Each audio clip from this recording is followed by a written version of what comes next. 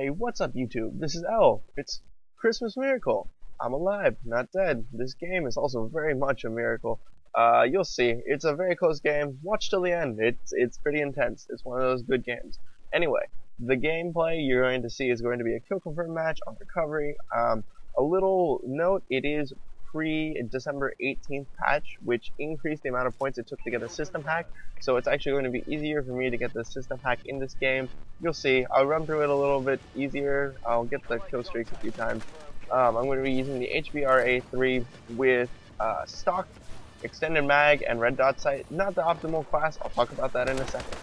So why is this not an optimal class? Well, you see, the HBR-A3 kicks a lot. I would dare to say that it kicks the most in the assault rifle class. But I didn't use the grip because I thought that, I don't even know what I thought, but this was before I did a little bit of research into the game.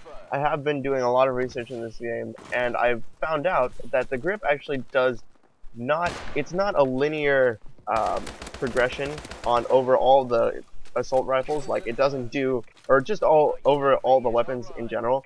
It actually helps more the weapons that kick more. So if a weapon kicks more, the more the grip does, or the more kick the grip reduces. This is especially helpful for guns like the HBR-3, where they kick a lot and they kick the most in the assault rifle, or in their class, or feel like they kick the most in their class. But the point is, this is a new thing in the Call of Duty series. See, the reason this is helpful, though, is because for weapons like the HBR-3, the grip is actually going to do a lot more than it would on guns like the AK-12, where it kicks very little.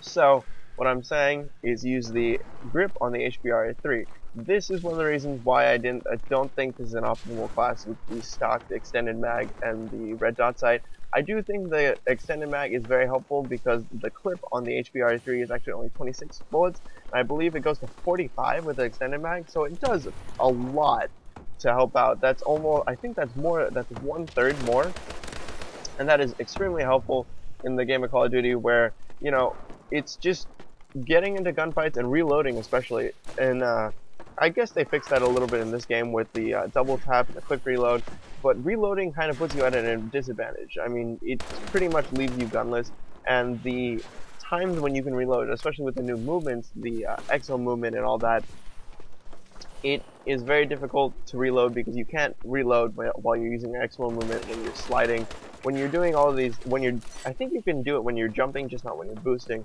So these new additions really decrease the amount of times when you can reload, so the extended mag does help. The HBR-A3 does have that special property. A lot of the guns in this game have special properties. The HBR-A3 shoots the first 3 rounds of each burst faster. So this is very helpful because, you know, the HBR-A3 has a fairly slow fire rate to begin with, or for the rest of the burst. So what I would recommend to do with the HBR-3 is to burst fire it, you know, get those faster shots out in the burst, and try not to go into extended gunfights. As you can see, like, I'm trying to burst fire a lot, and I'm trying to avoid gunfights where I'm going to be holding down the trigger for a lot. Another thing you want to note, another reason I thought this class was not optimal is because the stock is kind of obsolete in this game. Yes, it is kind of helpful to be strafing around corners, but with the new exo movement, it really gives you an advantage, just like that, where you just saw that guy slid in, and I was not expecting him. Instead of, you know, if he had the stock, he would strafe around the corner and be a lot slower. It's just harder to to track enemies when they're boosting. So that's why I say the stock is kind of obsolete in this game, because it does not do a lot for you. Yes, there are some weapons that'll help you with, like the burst fire weapons that require precision, and you can't just hold down the trigger and you know, hip fire and boost around a corner. So I would recommend, you know, on the IMR, for example, because that's like the most viable burst fire weapon. I would recommend the stock, but for the HBR-3, I'd pass on it. Let's talk about the new exo movements. So the new exo movements allow you to but there are some delays. I'm pretty sure you can't link them up. I think there's a 0.5 second delay between the two. So that's something to keep noted, and I think it takes 3 seconds to load the boosts. So take that into account between the boosts. There is going to be that 3-second delay if you use 2 boosts, and your EXO can only store 2 boosts. I forgot to mention that. But yeah, your EXO can only store 2 boosts at a time. So be sparing in your boosts, be careful, don't be using them recklessly, but at the same time, don't be so conservative where you don't use them at all. The EXO movement is a very important part of this game, so I would use it to your advantage. Like I said, don't use the stock, use the EXO movement because it gives you an advantage if you boost around a corner, because first of all, it's harder to track, and it's a better movement than the stock strafing because it's easier to train. Something you want to note about recovery, if you're playing a game like Domination or like just in general, the changing to the shelter or whatever, this second area, the smart thing to do sometimes is to get here early and then just guard it. Guard the openings from the rest of from the enemies to get here, and at some point, obviously, they're all gonna spawn inside the new area. But a good way to just increase kills is to just choke them out at those 2 points.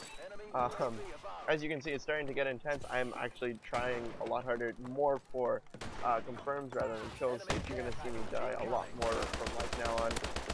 But anyways, going back to what I said, you do just in this map, you want to try to choke.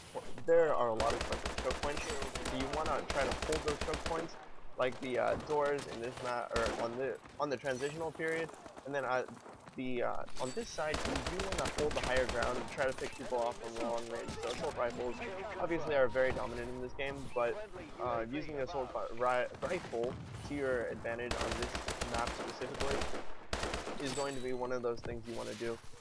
On the previous part of the map, the very beginning part, you want to take the high ground, because the high ground is going to be very helpful to, pick off people. And this game is very much a non-linear game because of first of all, the EXO movement, which allows you to move pretty much anywhere on the map, and because there's a lot of built-in different layers. I think there's specific map, called Terrace, where it's pretty much all just levels. And one of the things you do want to take advantage of is that height advantage. The height advantage really puts you in an advantage because you can pretty much scout the entire map and pick people off. You do want to be careful though to stay in cover. I know there's not a lot of that in this game. It revolves a lot more around being able to use the EXO movements and just to your advantage. So you do want to take advantage, as I said before, you want to take advantage of the EXO movements. At the same time, there are some moments where you're going to need to use cover, and just take all those things into account when you're playing. The EXO movement, the cover, you in general want to EXO move into cover and get those gunfight advantages that I've talked about before. So yeah, you definitely want to do that. This game is actually coming to a close. It's getting really close, as you can see, 114 to 114. This is a ground war match, so it goes to 120 on kill confirmed. I'm trying really hard, as you can see, but I haven't cycled through those kill streaks yet. I thought I did. I'm sorry. But anyway, yeah. Game back. What do you think? I hope you guys liked it. First commentary back after it's been 6 months, I think, right? Anyway, final score is going to end up being, I think, 30 and 19. I'm not sure. You can check. Anyway, I hope you guys enjoyed it. It's not really about the kills, the KD machine. Anyway, hope you guys liked it. Like, subscribe, share. Later.